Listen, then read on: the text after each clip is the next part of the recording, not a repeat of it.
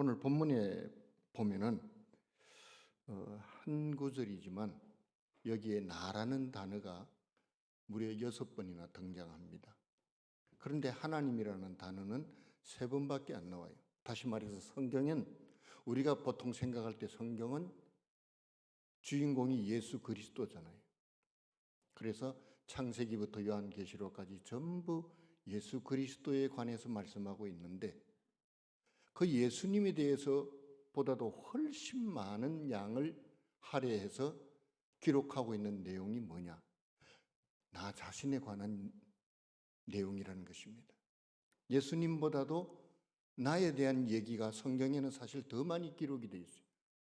그런데 그것을 제가 언제 깨달았냐면 로마서 강해를 하면서 사람들은 로마서가 굉장히 어렵다고 생각하는데 로마서 강해를 하면서 느낀 것이 이 로마서에는 나를 얘기하고 있는구나.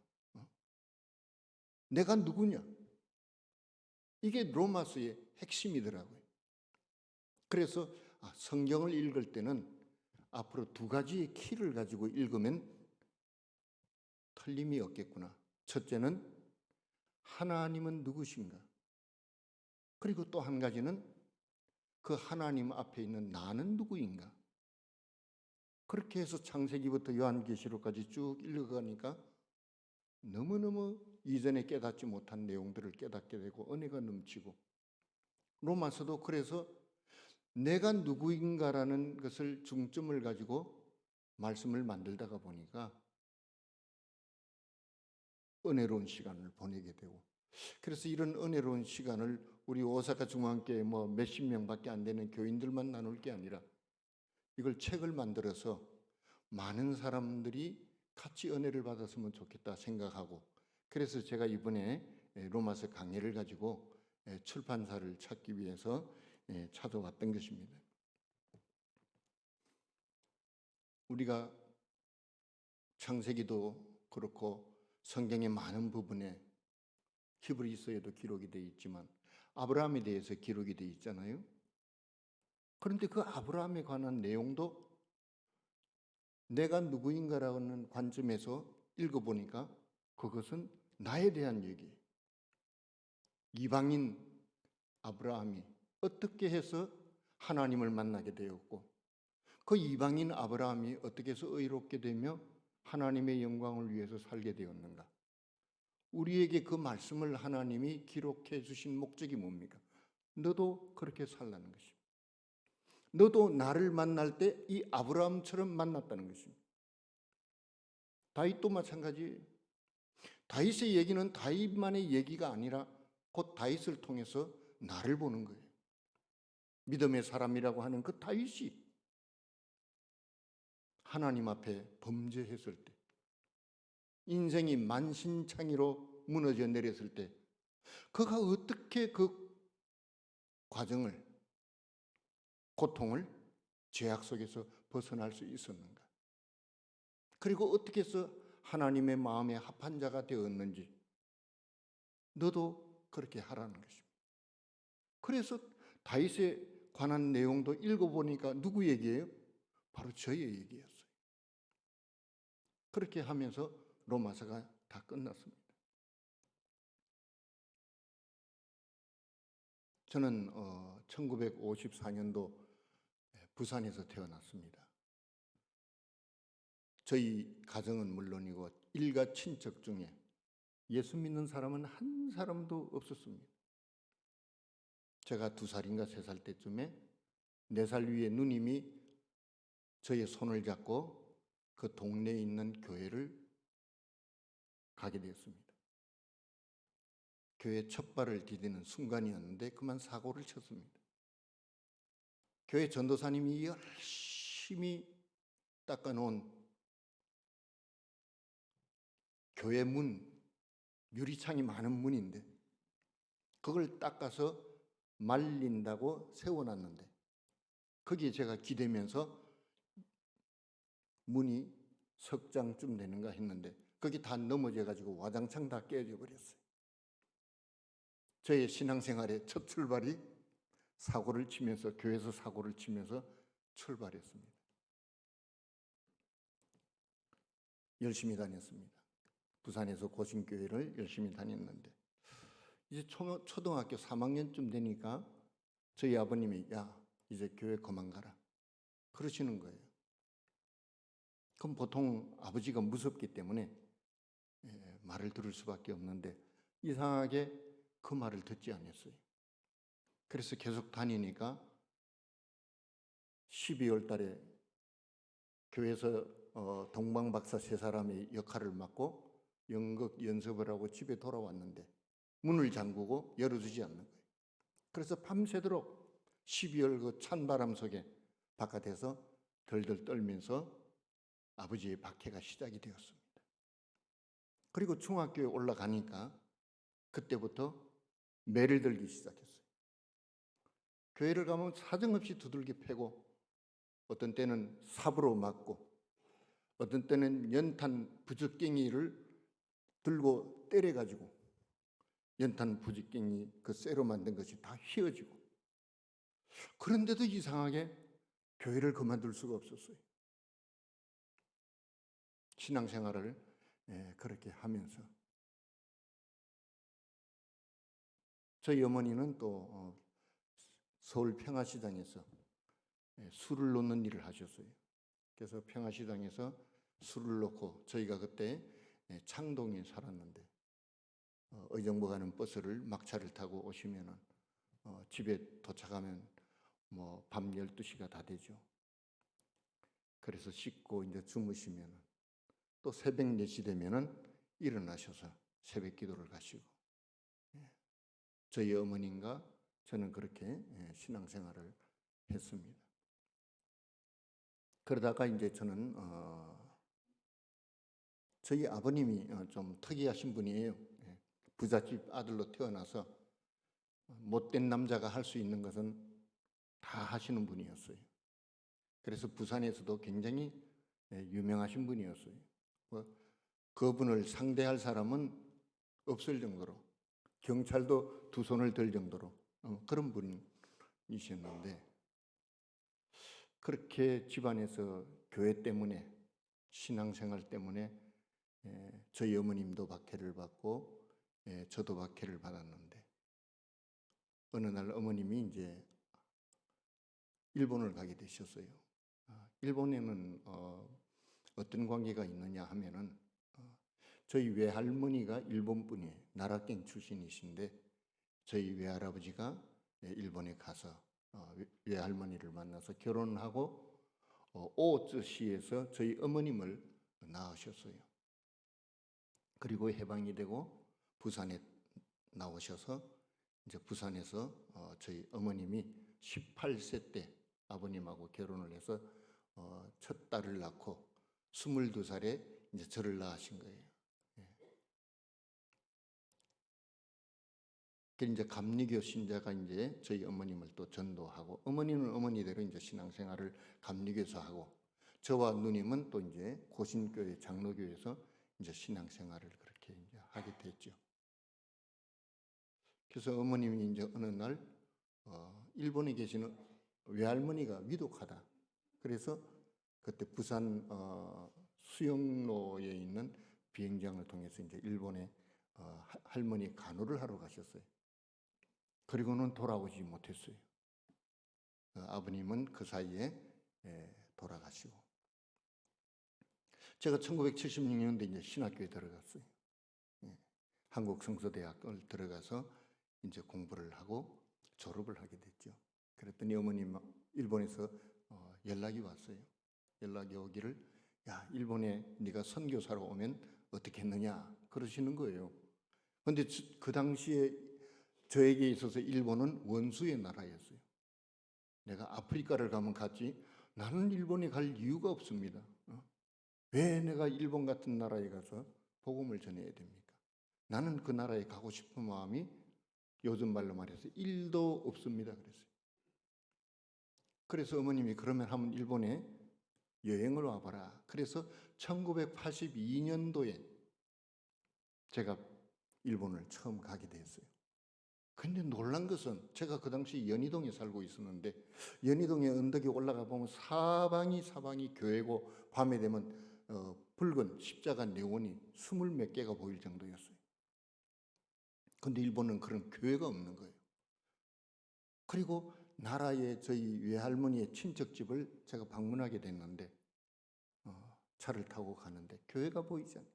신사나 절가는 아주 넓은 땅에 화려하게 장엄하게 그렇게 들어서 있는데 교회는 보이지를 않아요. 야, 세상에 이런 나라도 다 있구나.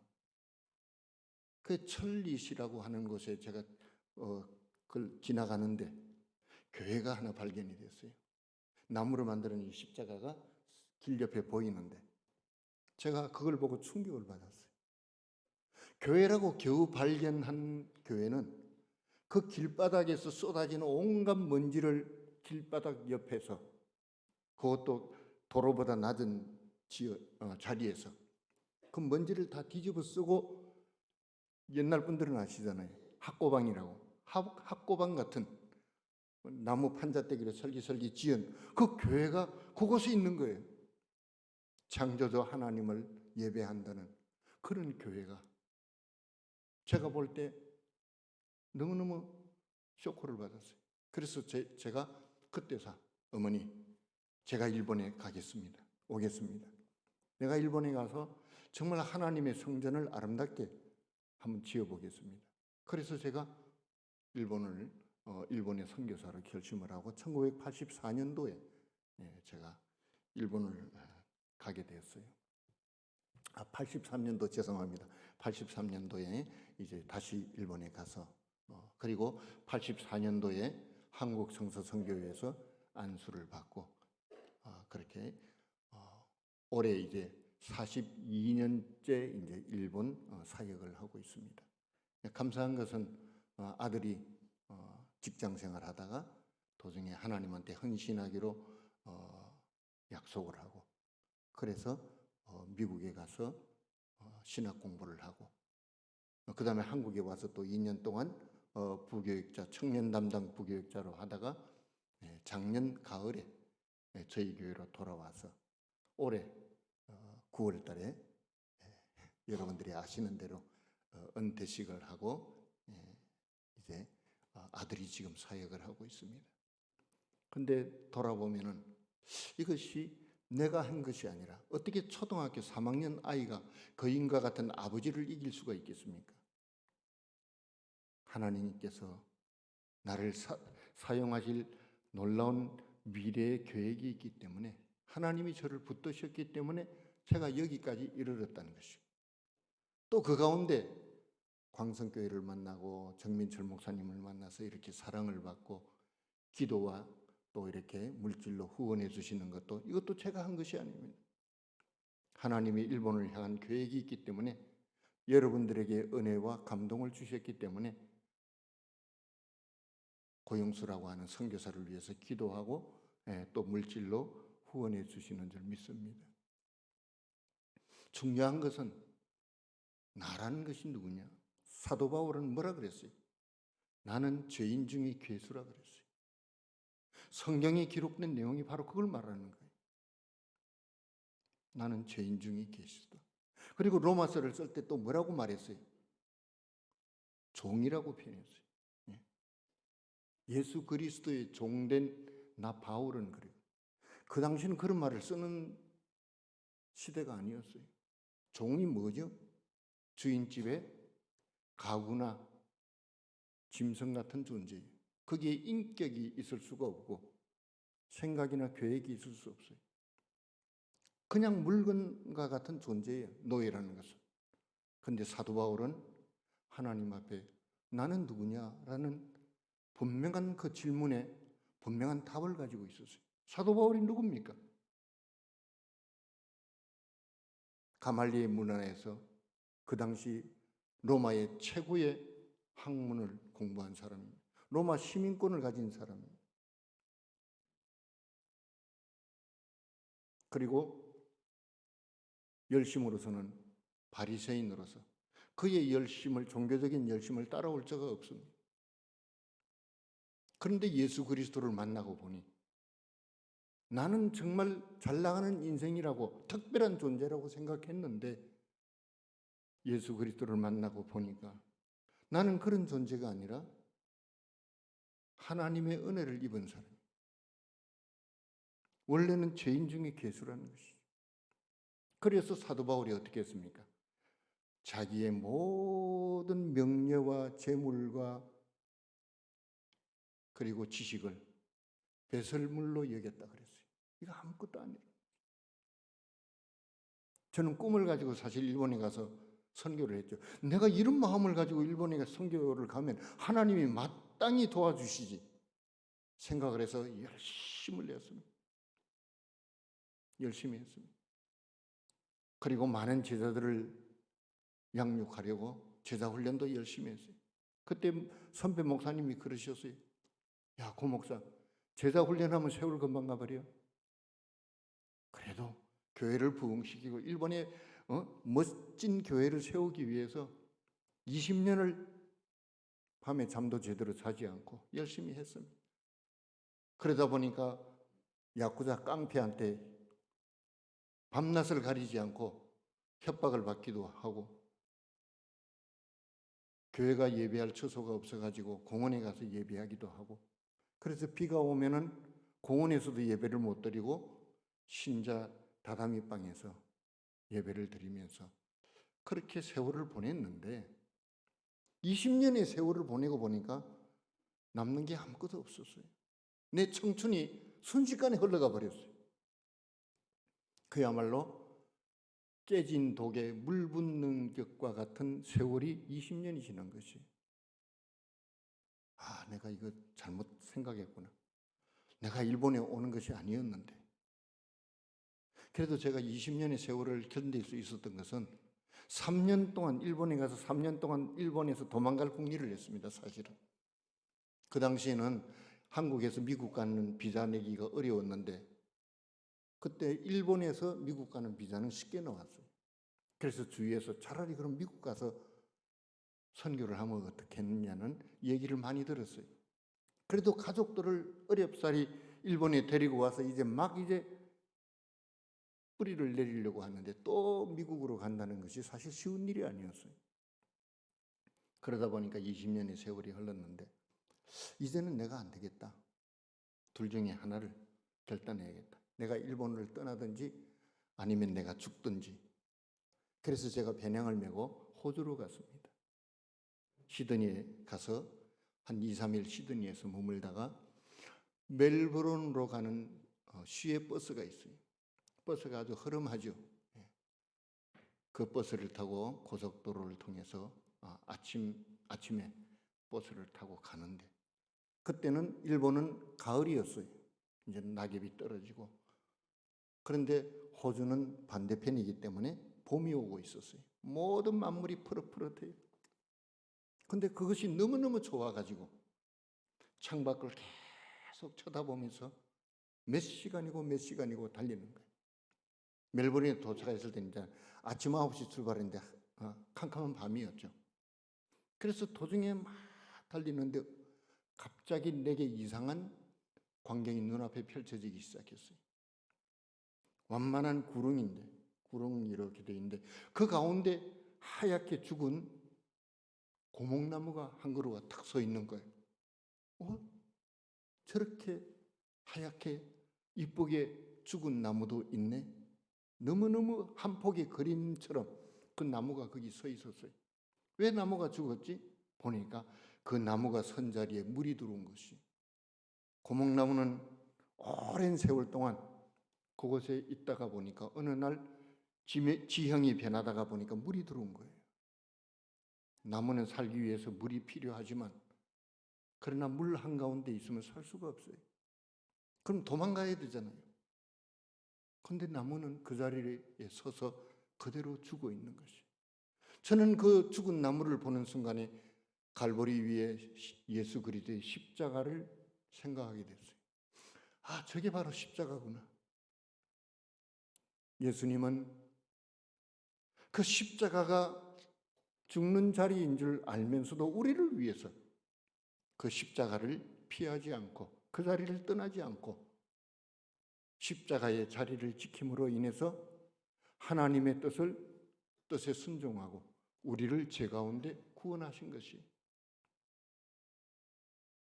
저는 그 죽은 나무를 보고 내가 일본에서 도망가면 안 되겠구나. 일본은 하나님이 내게 심겨준 자리인데 내가 어렵다고 내 뜻대로 안 된다고 도망가면은 하나님이 얼마나 슬퍼하실까.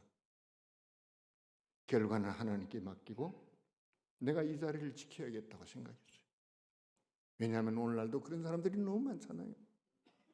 하나님이 우리에게 주신 자리가 있는데 내 마음에 안 든다고, 내 뜻대로 안 된다고, 환경이 어렵다고 우리는 얼마나 많은 자리를 옮겨 다니고 있습니까? 그런데 그 나무는, 아니 예수 그리스도의 십자가는 갈보리 언덕을 떠나지 않았기. 그 자리에서 주님은 물과 피를 다 쏟으시고 우리를 대신해서 죽으셨기 때문에 저와 여러분들이 오늘 여기까지 이르고 여기서 하나님 아버지를 예배하는 줄 믿습니다. 그래서 제가 일본으로 다시 돌아왔습니다. 모든 것을 그 순간부터 내려놨어요. 내 뜻대로 안 된다고, 내가 원하는 목회 모습이 아니라고 자리를 떠나는 것이 아니라 더 중요한 것은 주님이 나를 신겨주신 이 자리를 지키는 것은 너무너무 중요한 것이구나. 그래서 우리 어머니도 일본 땅에서 태어나게 하셨고, 그래서 일본에서 내가 오늘 목회를 사역을 하고 있구나. 그걸 생각해 보니까 우리 아들도 선교사 아버지를 따라 들어와서 그렇게 일본 회사에서 잘 일하다가 어느 날 갑자기 하나님이 부르시니까 그 부르심의 소명을 따라서 신학을 하고 목사가 된 것입니다. 내가 한 것이 아니라, 내가 일본을 택한 것이 아니라 하나님이 나를 일본에 심겨두신 것이. 이 광성교회도 마찬가지예요. 하나님이 우리를 이곳에 심겨주셨기 때문에 우리는 이 믿음의 공동체, 이 광성교회의 주인이 된 것입니다. 물론 우리 주인은 주님이시지만 성경은 전체가 뭘 말하느냐? 내가 누구냐는 거예요. 사도 바울은 로마서에서 하나님의 은혜와 긍휼을 입었다 그랬어요. 제 자신도 하나님의 은혜와 긍휼을 입지 않았으면 오늘이 있을 수가 없어. 어떤 미국 사람이 프랑스를 여행하다가 어느 시골에서 싸구려 목걸이를 하나 샀어요. 그래서 그걸 들고 미국으로 돌아오는데 입국을 하는 거기에서 걸렸어요. 그게 뭐냐? 이 목걸이는 세금 신고를 해야 된다는 거예요. 아니 내가 시골에 가서 싸구려 목걸이 하나 사왔는데 이게 뭐냐고. 이런데 어떻게 세금을 먹일 수 있느냐. 그래서 그 사람이 이 사람한테 말합니다. 공항 사람이. 여기 자세히 보라고. 그 목걸이 안에 그 새겨진 글자를 자세히 보니까 사랑하는 조세핀에게 보나팔드 나폴레옹이라고 써 있는 거예요. 그 목걸이. 그는 그 사인을 보기 전에는 싸구려 목걸이인 줄 알았어요. 아무데나 굴러다니는 목걸이인 줄 알았는데 그 사인을 보는 순간에 생각이 달라진 거지. 이거는 보물이구나. 똑같은 물건이었는데 사인을 보기 전에는 싸구려 취급을 했는데 사인을 보는 순간에 이것이 보물이라는 것이에요. 하나님은 우리를 어떻게 창조하셨죠? 자기의 형상을 따라 우리를 만드셨다 그랬어요. 자기의 형상이 뭐예요? 형상이 사인이잖아요. 우리 속에는 뭐가 있습니까? 하나님의 사인이 있는 것이. 그 하나님의 사인을 보기 전에는 우리는 제 마음대로 살아갑니다. 내가 하고 싶은 거 하고 가고 싶은 데 가고 내 마음대로 살아갑니다. 그런데 내 안에 하나님의 형상이 있다는 것을 깨닫게 되는 순간 어떤 일이 일어납니까? 아, 나는 세상 사람들처럼 그렇게 함부로 살아갈 존재가 아니구나 하는 사실을 깨닫게 되는 거예요. 아멘입니까? 우리에게는 하나님의 형상이 새겨져 있어요. 성경은 전체가 그걸 말하는 거예요. 사도 바울도 그걸 깨달았기 때문에 나는 예수 그리스도의 종이라고 말할 수 있었고 자기가 가지고 있는 이 세상의 모든 것들을 다 배설물로 여길 수 있었던 것이 이거 아무것도 아니구나. 하나님이 내 안에 새겨준 그 형상이라고 하는 사인을 발견한 순간에 나머지 것은 아무것도 아닌 거예요. 저도 일본에서 성공한 목회자, 성공한 선교사가 되고 싶었습니다. 사람을 많이 교회에 모으기 위해서 여러 가지 시도를 많이 해봤죠. 그런데 그 호주에 가서 그 죽은 나무를 보고 이건 아니구나. 중요한 것은 사람을 많이 불러 모으고 큰 교회를 만드는 것이 중요한 것이 아니라 하나님이 나를 일본이라고 하는 선교 현장에 심어주신 것, 이것이 진짜 소중한 것이구나. 나무를 통해서 하나님의 형상을 본 것이에요. 저희 아들도 자기도 이제 신학하고 목사가 되겠다고 그래서 제가 뭐라던 줄 압니까? 야야, 생각을 좀 잘해봐라. 엄마 아빠가 이렇게 고생하는 것을 보고도 네가 또 같은 길로 가려고 하나? 그래서 제가 어떻게 한 줄 압니까? 회사 생활을 9년을 했어요, 아들이. 그래서 그러면 9년이니까 10년을 채우자는 거죠. 왜냐하면 10년을 채워야 또 뭐 이렇게 뭐 연금이라든가 무슨 이런 것들이 그래도 조금이라도 나오니까 막 그런 것도 있지만서도 제 생각은 아들이 생각이 바뀔 수 있다는 그런 생각에서 10년을 채워서 그때도 마음이 변하지 않으면 그것은 하나님이 너를 부르신 것이고 그 1년 사이에 너 마음이 바뀌면 이건 하나님이 부른 것이 아니라는 거예요. 근데 1년 후에 저희 부부가 또 아들한테 물었어요. 마음이 변함이 없느냐? 그랬더니 그렇다는 거예요. 그래서 제가 그렇다면 이제 모든 것을 내려놓고 이제 일본에서 신학하지 말고 미국을 가라. 미국에 가서 신학을 하고 돌아오라고. 그런데 돈이 없잖아요. 아들이 10년 동안 직장 생활하면서 결혼하기 위해서 모아둔 돈을 그 신학 공부에 쓰라고 제가 그랬어요. 아버지는 그 돈을 보태줄 수가 없으니까 네가 모은 그것으로 신학을 하고 결혼은 하나님께 맡기라 그랬어요. 그런데 그렇게 하나님이 다 해주셨어요. 4년 남짓 미국 유학을 마치고 돌아왔어요. 또 한국에서 2년 동안 부교육자 생활을 하고 지금 목회를 지금 잘 이어가고 있는데 정말 우리가 중요한 것은 그런 것 같아요. 내 안에 하나님의 형상을 발견하는 것입니다. 나는 누구냐? 그리고 내가 믿는 하나님은 어떤 하나님이냐? 이사야서에도 기록하고 있잖아요. 이 백성은 내가 나를 위하여 지었나니 나의 찬송을 부르게 하려 함이니라 그래요. 하나님은 우리를 지으신 목적이 바로 그거예요. 자기가 영광을 받으시기 위해서 우리를 지으셨는데 그 이사야 43장을 읽어 내려가다 보면 우리는 그렇게 살지 않았잖아요. 오히려 우리 죄가 하나님을 괴롭혔다 그랬어요. 우리는 하나님을 괴롭히면서 살고 있어요. 믿노라고 하면서. 그러나 우리 하나님은 그런 우리를 포기하지 않으시는 하나님, 끝까지 사랑하시는 하나님, 오히려 죄인을 향해서 긍휼을 베푸시는 하나님, 죄인을 불쌍히 여기셨기 때문에 아들 예수 그리스도를 우리에게 보내주신 분이. 오늘 벌써 시간이 많이 됐네요. 저희 교회는 뭐 사람은 많지 않지만 85세 된 일본 여자분이 2분이 계세요. 한 분은 건강하셔서 교회 2층을 이렇게 올라오시고, 이분은 85세라도 토요일마다 오셔서 우리 교회 오신 분은 알지만 교회는 작지만 화장실이, 남녀 화장실이 큽니다. 그걸 토요일마다 다 청소를 하고 계세요. 한 번도 빠지지 않고.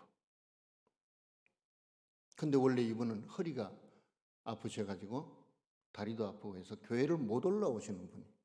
근데 저희 교회에 와서 기도에 참석하고 치료를 받아서 무려 병원 4군데에서 수술을 해야 됩니다. 수술을 해도 당신은 휠체어를 타고 다녀야 된다 그랬어요. 그런데 하나님이 치료해 주셔가지고 매주 토요일마다 교회 청소를 하고 있습니다. 그리고 또 한 분의 85세 되시는 분은 젊어서 선교를 많이 다니셨던 일본 분입니다.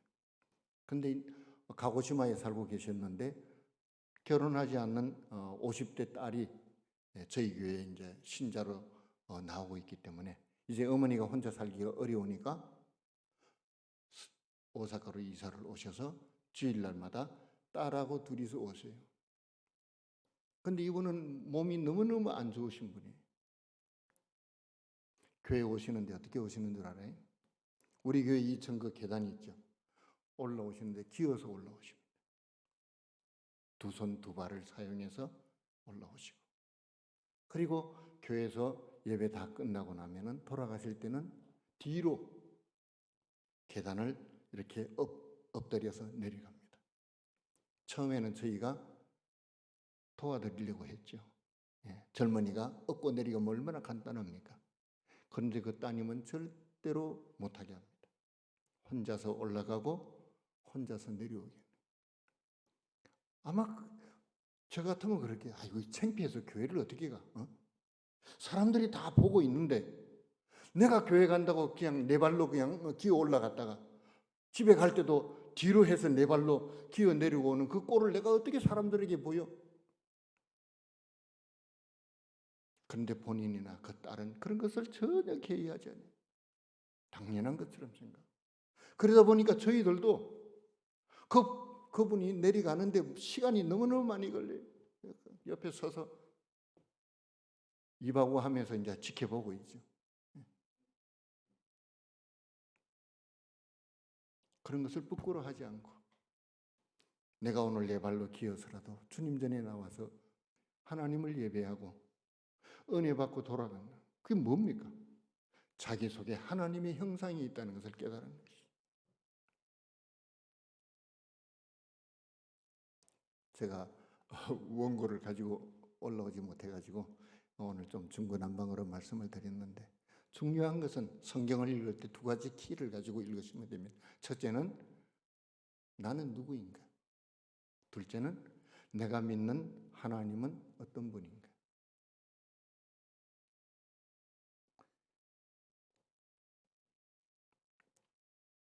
나의 나 된 것은 하나님의 은혜로 되었습니다. 저와 여러분들이 오늘은 하나님의 은혜로 된 것인 줄 믿습니다. 기도하겠습니다.